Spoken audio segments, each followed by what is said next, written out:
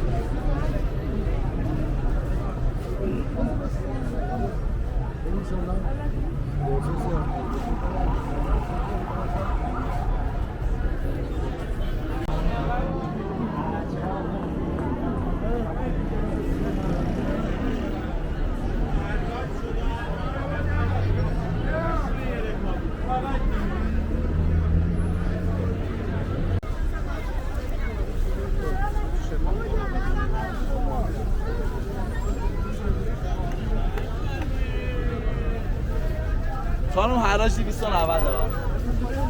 یعنی چی؟ کی دادی به من؟ هر دو میخوای بگی بعد بیارم.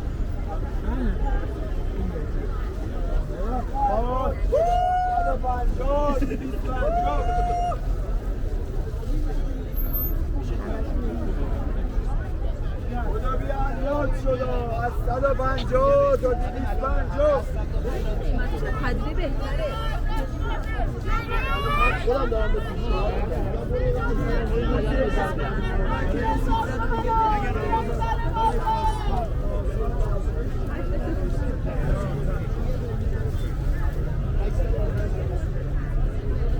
مسواک به قصد تا 50,000 تومن ها بره.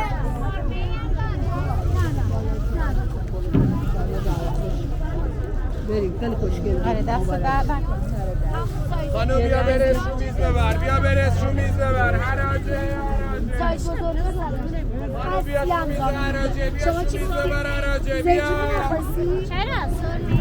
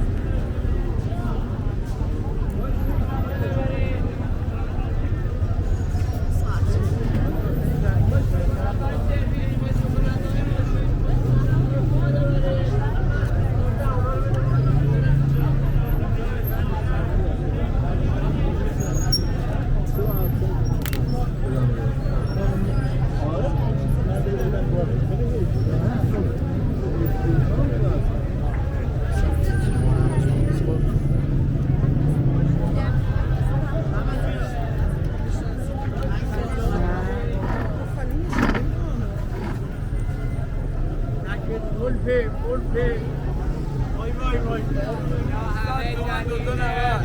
داداش بنجیره